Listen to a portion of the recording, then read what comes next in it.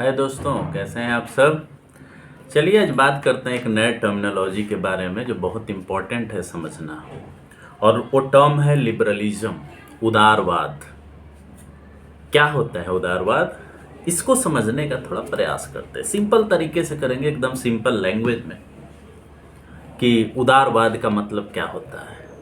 आप वर्ड से ही समझने का प्रयास कर सकते हैं। लिबरलिज्म, उदारवाद। उदार कौन होता है, उदारवादी कौन होता है, लिबरल होने का क्या मतलब है। तो लिबरल होने का मतलब या उदारवाद का मतलब, एक आप ऐसे समझें कि उदारवादी जो विचार है, जो उदारवाद है, वह एक आप कह सकते हैं कि राजनीतिक और आर्थिक विचारधारा है, विचार है। जिस विचार में उदारवाद की जब बात हम करते हैं तो इसमें एक बात ध्यान रखिए कि हमेशा राज्य की बात जरूर होगी, समाज की बात जरूर होगी, राज्य की बात जरूर होगी, समाज की बात जरूर होगी, औद्योगिकीकरण की बात जरूर होगी। एक ऐसा फेज जिसमें साइंस डेवलप हो रहा था उसकी बात जरूर होगी। एक ऐसी सामाजिक आर्थिक व्यवस्था जिसको हम पूंजीवाद कहते हैं उसकी बात जरूर होगी। एक ऐसी बात जरूर होगी जिसमें हम ये समझते हैं कि यूरोप में पुनर्जागरण से पहले अंधकार युग था, धर्म का बहुत बड़ा बोलबाला था। लेकिन जैसे जैसे साइंस डेवलप होता है, जैसे जैसे वहाँ पुनर्जागरण होता है यूरोपियन सोसाइटी में, जैसे जैसे इंडस्ट्रियलाइजेशन होता है, साइंस एंड टेक्नोलॉजी का डेवलपमेंट होता है, साइंस का डेवलपमेंट होता है, एक सोसाइटी का नया फेज डेवलप होता है सामंतवादी व्यवस्था के बाद यूरोप में, जिसको हम पूंजीवाद कहते हैं। और उस दौरान मतलब जो पूंजीवादी व्यवस्था का दौर है यूरोप में, अगर हम बोले खास करके ब्रिटेन में, तो इंडस्ट्रियल रिवॉल्यूशन के समय का जो दौर है, उस दौर में जब फ्यूडलिज्म खत्म हो रहा था या वो उसमें बदलाव आ रहा था, तो एक नई सोसाइटी, औद्योगिक उद्योग पर आधारित सोसाइटी बन रही थी। और जो ये सोसाइटी बन रही थी उसमें जो बिजनेस क्लास हुआ करता था, जो ट्रेड करता था, कॉमर्स करता था, वो चाहता था कि जो राज्य है, जो राज्य का समाज के ऊपर कंट्रोल है, लोगों के ऊपर जो कंट्रोल है, व्यक्तियों के ऊपर जो कंट्रोल है, उस पर वो कंट्रोल कम किया जाए। वो उस कंट्रोल को, जो राज्य की सत्ता थी, धर्म की जो सत्ता थी, उसको कम करना चाहता था। वो चाहता था कि उनके ऊपर कम से कम रेस्ट्रिक्शन लगें, कम से कम उन पर कोई कानून लागू हो। वो चाहता था कि उसको फ्रीडम मिले ट्रेड करने का, कॉमर्स करने का, बोलने का, कहने का, घूमने का, सोचने का, समझने का। इस सेंस में कह सकते हैं कि यह एक वैचारिक क्रांति भी थी, वैचारिक एक बदलाव भी था, ये आप इसको कह सकते हैं। तो लिबरलिज्म का क्या मतलब हुआ यहाँ। लिबरलिज्म का मतलब रिलेटिव सेंस में है, किसी से जुड़ा हुआ है, और ये उस समय के राज्य से जुड़ा हुआ है, राजनीति से जुड़ा हुआ है, सरकार से जुड़ा हुआ है, उसके कंट्रोल से जुड़ा है।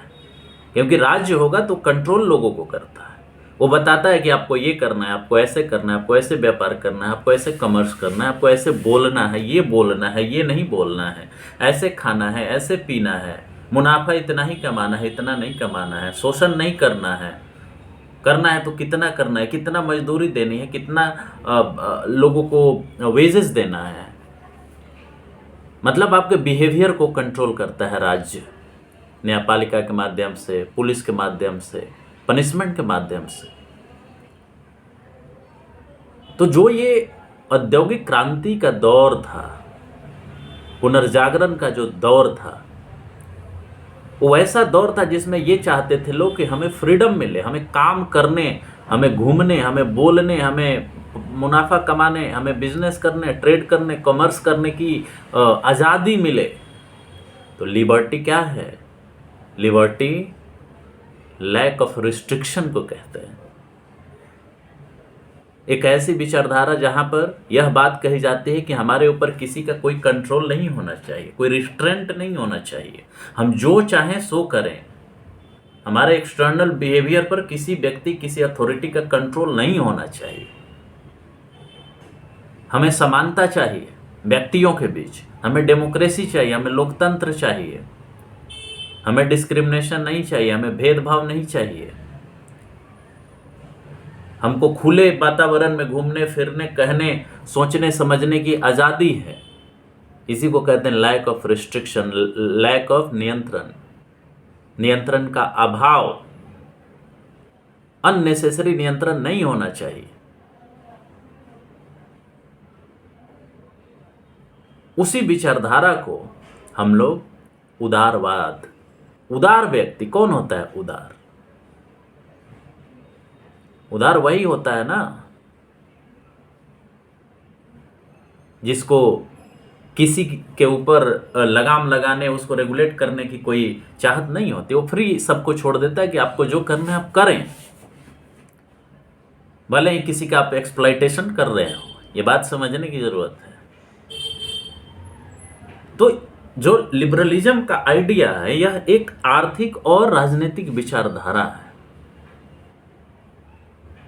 जिसमें यह विश्वास करता है या मानता है कि राज्य को या समाज को व्यक्तियों के आज़ादी पर कोई रिस्ट्रिक्शन नहीं लगाना चाहिए। उसका कोई हक नहीं है कि उनके आज़ादी पर, चाहे वो व्यापार करने की आज़ादी हो, भले वो गलत तरीके से ही व्यापार करने की आज़ादी हो, शोषण करने की आज़ादी हो। और ये विचारधारा जो है, ये जो वैचारिक व्यवस्था है, सामाजिक आर्थिक जो ये विचारधारा है, ये पूंजीवादी व्यवस्था से जुड़ा हुआ है। पूंजीवादी व्यवस्था व्यक्तिगत आज़ादी पर बहुत ज़्यादा फोकस करता है, उसको एम्फसाइज करता है। वो बोलता है कि सबको व्यक्तिगत आज़ादी होनी चाहिए, उसका लोकतांत्रिक ये अधिकार है, वो कुछ बोल सके, कह सके। और इसमें सबसे बड़ा प्रोमिनेंट नाम आता है जॉन लॉक का और एडम स्मिथ का, जिनको क्लासिकल लिबरल थिंकर्स भी बोलते हैं। क्लासिकल इसलिए कि जब ये शुरू हो रहा था, उन लोगों ने जो किताबें लिखी, एडम स्मिथ ने वेल्थ ऑफ द नेशन लिखा, जॉन लॉक ने true treatise on the government लिखा। लिमिटेड गवर्नमेंट का उन्होंने कंसेप्ट दिया जॉन लॉक ने। और लिमिटेड गवर्नमेंट का कंसेप्ट क्या है? लिमिटेड गवर्नमेंट मतलब वैसी सरकार जिसका पावर रिस्ट्रिक्टेड हो, जिस पर नियंत्रण हो लोगों का। वो पावर अनलिमिटेड पावर नहीं है, उस पर रिस्ट्रिक्शन है किसी न किसी व्यक्ति का, किसी न किसी इंस्टीट्यूशन का, लोगों का। तो जो सरकार का पावर है, राज्य का पावर है, वो अनलिमिटेड नहीं है। और अनलिमिटेड नहीं है इसका मतलब ये है कि वो अननेसेसरी, बिना वजह के किसी के आज़ादी पर, किसी के कुछ काम करने की काम करने के अधिकार के ऊपर या बात करने के अधिकार के ऊपर वो जो चाहता है वो कर सके, उस पर कोई रिस्ट्रिक्शन, अधिक से अधिक रिस्ट्रिक्शन न लगा सके। उस रिस्ट्रिक्शन को जस्टिफाई करना पड़ेगा राज्य को कि हम ये रिस्ट्रिक्शन आपके ऊपर क्यों लगा रहे। ये है लिबरलिज्म का आइडिया। जैसे इंडिया में भी, भारत में भी कहा जाता है कि आपके कॉन्स्टिट्यूशन ऑफ इंडिया में जो फंडामेंटल राइट का कंसेप्ट दिया गया है, वो लिबरल आइडियाज है। वो सरकार के खिलाफ आपको अधिकार प्राप्त हैं, सरकार पर वो रिस्ट्रिक्शन के रूप में काम करता है। आपकी व्यक्तिगत स्वतंत्रता की वो बात करता है। और उसी रिलेशन में सरकार के ऊपर, राज्य के ऊपर रिस्ट्रिक्शन लगाता है कि आप इतनी हद तक आज़ादी नहीं छीन सकते, और आप कब उस आज़ादी पर रिस्ट्रिक्शन लगा सकते हैं। यह लिबरल आइडिया, यह लिबरलिज्म से प्रभावित आइडिया है जो आपके संविधान में दिया गया। डेमोक्रेसी, समानता का अधिकार, वाक्य और अभिव्यक्ति की स्वतंत्रता का अधिकार, ये लिबरलिज्म से प्रभावित विचार हैं। ये राजनीतिक और आर्थिक विचार हैं। आपको उसमें ट्रेड एंड प्रोफेशन करने का भी अधिकार है, कॉमर्स करने का अधिकार है, ऑर्गेनाइजेशन बनाने का अधिकार है। ये सारे अधिकार जो हैं उदारवादी दर्शन से प्रभावित हैं। हमने एक बात और कही इसमें यह पूंजीवाद से भी बहुत ज़्यादा प्रभावित है, या बल्कि ये कहें कि पूंजीवाद का दौर जब शुरू हुआ तभी से उदारवादी विचारधारा भी बढ़ी। उस पूंजीवाद को बढ़ाने के लिए इस विचारधारा को लाया गया।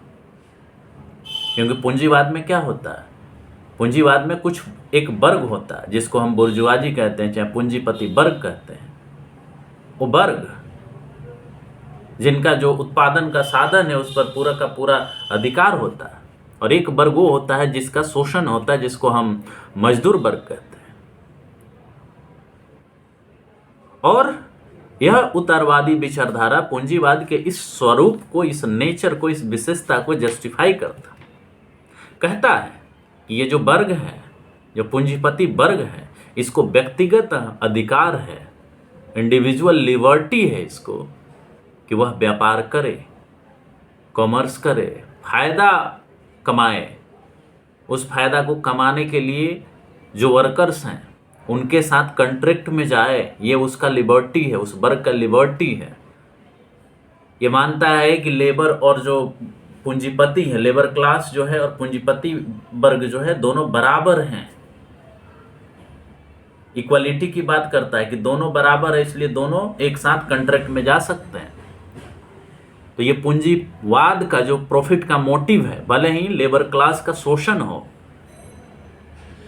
वो कहता है कि ये उनकी आज़ादी है कि दोनों कॉन्ट्रैक्ट कर रहे हैं, लेकिन वो कॉन्ट्रैक्ट बराबरी का नहीं होता है। इसका मतलब ये कि समानता की बात ऊपरी तौर पर तो करता है, लेकिन ये असमानता को प्रमोट करता है।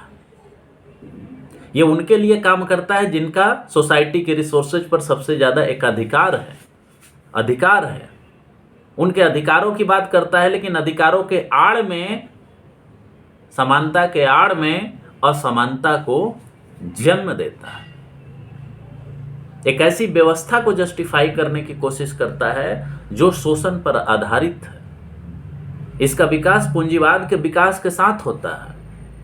ये कहता है कि अगर किसी का शोषण भी हो रहा है तो उसमें राज्य को इंटरफेयर नहीं करना चाहिए, हस्तक्षेप नहीं करना चाहिए, क्योंकि ये उनका व्यक्तिगत मामला है। मतलब शोषण को, व्यापार को, मुनाफा को ये आपके व्यक्तिगत अधिकार के तौर पर प्रोजेक्ट करता है। ये कहता है कि सारे व्यक्ति समान हैं, लेकिन उस समान बात करते समय ये असमानता को प्रमोट कर रहा होता है। ये असमानता को प्रमोट कर रहा होता है। जब ये विचारधारा डेवलप हो रही थी यूरोपियन कंट्रीज में, तो बहुत सारी फैक्ट्रियां बनी। ये बात और भी, इस बात को भी आप ध्यान में रखिए कि साइंस का डेवलपमेंट भी इस काल में हुआ। केवल हम इसको दोष नहीं दे सकते, ये बहुत सारा वैसा भी काम किया जो आज सोसाइटी के लिए बहुत बड़ा वरदान साबित हो रहा है। साइंस एंड टेक्नोलॉजी का डेवलपमेंट इसी काल में हुआ।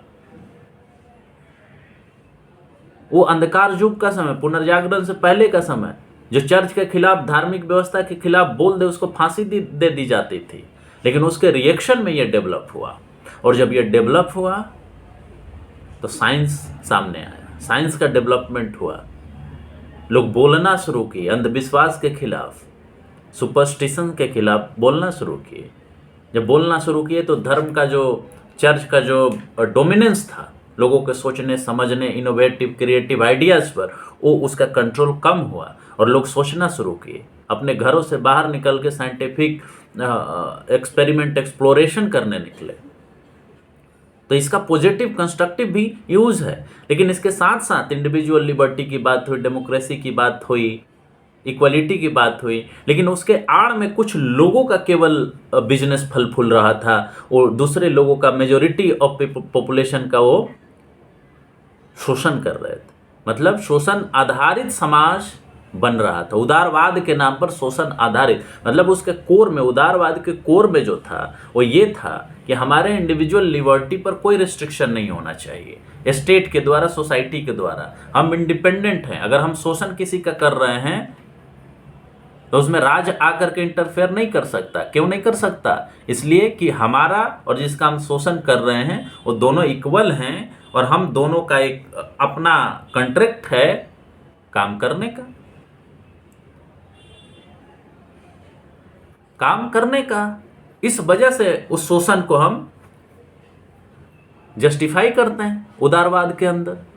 राज उसमें इंटरफेयर नहीं कर सकता। अगर हम मेहनत कर रहे हैं, हम मुनाफा कमा रहे हैं, खूब मुनाफा कर रहे हैं, तो सरकार को ये अधिकार नहीं कि उस पर टैक्स लगाए, वो हमारा अपना कमाई है। इस तरह का विचार उदारवाद ने दिए। लेकिन एक बात आपको ध्यान रखना है कि ये केवल विचार, शोषण का ही विचार उसने नहीं दिया, उसने डेमोक्रेसी का भी विचार दिया, पार्लियामेंट्री इलेक्शन का विचार दिया, व्यक्तिगत स्वतंत्रता का उसने विचार दिया, सोसाइटी का अन्यथा जो लोगों के ऊपर कंट्रोल हुआ करता था उससे निजात पाने में इसने मदद की, साइंस को डेवलप किया, जो राजशाही हुआ करता था उसको खत्म करने में मदद किया। लेकिन दूसरी तरफ इसने साम्राज्यवाद को भी बढ़ाया, इसने उपनिवेशवाद को भी बढ़ाया, इसने पूंजीवाद को भी बढ़ाया। और इस माध्यम से आप देखते हैं कि लोगों का केवल शोषण ही नहीं हुआ, कितने देशों को गुलाम बना लिया गया, उनके रिसोर्सेज को लूटा गया, उन पे उनका तरह तरह का शोषण किया गया, तरह तरह के उन पे जो भार है वो लादा गया। तो जो उदारवादी व्यवस्था है, जो लिबरलिज्म है, वो दोधारी तलवार की तरफ है। तो इस पोटेंशियल को आपको समझना होगा, इसको डायलेक्टिकली द्वंद्वात्मक तरीके से इसको समझने का प्रयास करिए कि एक तरफ ये एक नई, कहें प्रगतिशील तरीके से समाज को आगे बढ़ाने का काम किया, उत्पादन बड़े पैमाने पर होना शुरू हुआ, डिस्ट्रीब्यूशन, आज का मार्केट इकोनॉमी जो आप देख रहे हैं, डोमिनेंट जो मॉडल है मार्केट इकोनॉमी का, डेवलपमेंट का, वो इसी का नतीजा है, वो इसी का नतीजा है, उसका ब्रॉडेस्ट फॉर्म है आप कह सकते हैं। तो उदारवाद मूलतः जो है विचार, व्यवहार, उड़ने, पहनने, खाने, पीने, कमाने में सरकार के हस्तक्षेप को कम से कम करने की बात करता है। यहां उदार का मतलब यही है। उदार का मतलब आपको जब समझना है तो ये राज्य से कनेक्ट करके, उसके संबंध, उससे कंपैरिजन करके आपको समझना है, समाज से उसको कंपैरिजन करके, मतलब एक ऐसी विचारधारा जिसमें समाज और राज का हस्तक्षेप मिनिमम हो, लोग अपने हिसाब से सारे काम को करें, उनके अंदर जो पोटेंशियल है उसके हिसाब से वो काम करें, उन पे कोई रिस्ट्रिक्शन नहीं होना चाहिए। अगर वो मुनाफा कमा रहे हैं तो मुनाफा उसको कमाने दें, उसका शोषण किसी का हो रहा है तो शोषण उन दो व्यक्तियों के बीच का मामला, उन्हें रिजॉल्व करने दें, इसमें सरकार को नहीं आना चाहिए। ये आपके इकोनॉमिक्स से जुड़ा हुआ है, अर्थशास्त्र से भी उसी तरह से जुड़ा हुआ है। बिजनेस, व्यापार, ट्रेड, ये सब कहाँ होता है? ये अर्थव्यवस्था का भाग है। अर्थव्यवस्था को मार्केट के द्वारा तय होना चाहिए, ये बात करता है, मार्केट इकोनॉमी की बात करता है कि मार्केट में किसी तरह का राज्य का हस्तक्षेप नहीं होना चाहिए। ये सारी चीजें डिमांड और सप्लाई से होनी चाहिए, उसको खुला छोड़ देना चाहिए, फ्री हैंड दे देना चाहिए कि वो कैसे काम करता है, तब देशों का, राष्ट्रों का धन बढ़ेगा, ऐसा कि एडम स्मिथ आर्ग्यू करते हैं।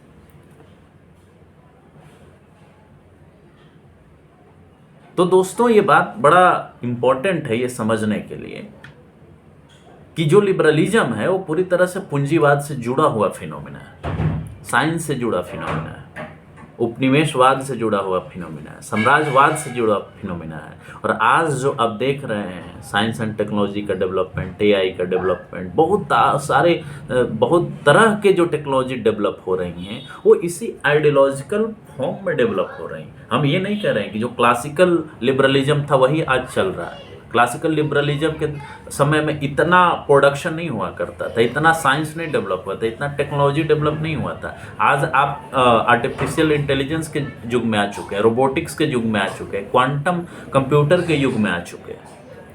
मार्केट इकोनॉमी डोमिनेट कर रही है, वर्ल्ड पूरा एक मार्केट हो चुका है। लेकिन ये भी आपको ध्यान देना है कि ये आइडिया, लिबरलिज्म का जो आइडियोलॉजी है, जो आइडिया है, ऐसा नहीं है कि पूरी तरह से एकदम, मतलब ऐसा आइडियोलॉजी है जो हमेशा लोगों के साथ बराबरी के साथ काम किया, उनके अधिकारों को सुरक्षित किया। ये आइडियोलॉजी, हम बार बार आपसे ये बताते हैं कि आइडियोलॉजी जरूरी नहीं है कि वो सच्चाई को प्रतिबिंबित करे, सच्चाई को सामने लाए। कुछ चीज़ें वो छुपाता है। आइडियोलॉजी की एक टेंडेंसी होती है, विचारधारा की टेंडेंसी होती है, कुछ चीज़ों को छुपाए, कुछ लोगों के फेवर में काम करे, और ये भी ये काम किया। ये जो पूंजीपति थे, जो डोमिनेंट क्लास हुआ करता था सोसाइटी में, डोमिनेंट ग्रुप हुआ करता था, उसको फेवर किया, लेकिन शोषण को उसी रूप में बढ़ावा दिया। इसी आइडियोलॉजी के कबर में पूंजीवाद प्रस्फुलित हो रहा था, और तब इसके बाद एक नई आइडियोलॉजी इसके काउंटर में डेवलप होती है, जिसको आप मार्क्सवाद कहते हैं। भौतिकवादी दर्शन डेवलप होता है, यूटोपियन सोशलिज्म डेवलप होता है इसके काउंटर में। इसको एनालाइज करता है कि ये कैसे फंक्शन करता है, कैसे मुनाफा बनाता है, कैसे मुनाफा के द्वारा शोषण होता है, लोगों का लोगों के द्वारा शोषण कैसे होता है, कैसे एक वर्किंग क्लास, एक प्रोलेटेरिएट क्लास उभर रहा है, एक वर्ग की कल्पना की गई, संकल्पना की गई।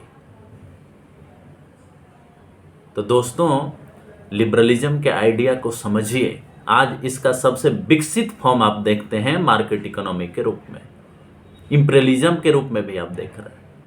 कॉलोनियलिज्म भी आज भी जारी है, दूसरे रूप में जारी है। नए तरीके से समझने की जरूरत है सारी चीज़ों को। उपनिवेशवाद आज भी एग्जिस्ट करता है, साम्राज्यवाद आज भी एग्जिस्ट करता है, डेवलपमेंट के नाम पर। उसको समझिए। तो लिबरल आइडिया को जब आप समझिएगा तो ये आपको पता चलेगा कि स्टेट कहाँ खड़ा है, सोसाइटी कहाँ खड़ा है। ये किसी के इंटरफेरेंस की बात नहीं करता है। किसी का शोषण हो रहा है, किसी का वो हो रहा है तो होने दीजिए, वो उनकी व्यक्तिगत लिबर्टी है कि वो किसी का शोषण कर रहे हैं या किसी का होने दे रहे हैं। राज्य को इंटरफेयर नहीं करना चाहिए, राज्य को बल्कि उन्हीं का फेवर करना चाहिए जो सबसे ज़्यादा लिबरलिज्म के अंदर, मार्केट इकोनॉमी के अंदर मजबूत हैं। और इसके काउंटर में खड़ा होता है Marxism, communist ideology, socialist ideologies. उसको बाद के वीडियो में हम लोग डिस्कस करेंगे कि कैसे ये आइडिया डेवलप हुआ। ये लिबरलिज्म के काउंटर में हुआ, क्योंकि लिबरलिज्म के अंदर, ये लिबरल आइडिया के अंदर एक ऐसी व्यवस्था पल रही थी जिसको पूंजीवादी व्यवस्था कहते हैं, साम्राज्यवादी व्यवस्था कहते हैं, उपनिवेशवादी व्यवस्था कहते हैं। तो लिबरलिज्म के आइडिया को दोस्तों समझिए, जानिए। जो सवाल हो उसको आप कमेंट बॉक्स में लिखिए। जहाँ पे क्लैरिफिकेशन की ज़रूरत है उस पर फिर मैं वीडियो बनाऊंगा। कोशिश करूंगा कि प्रिसाइज हो, छोटा हो और एकदम सिंपल लैंग्वेज में हो। तो इसी के साथ हमें इजाज़त दीजिए। नमस्कार, धन्यवाद, जय हिंद, जय भारत।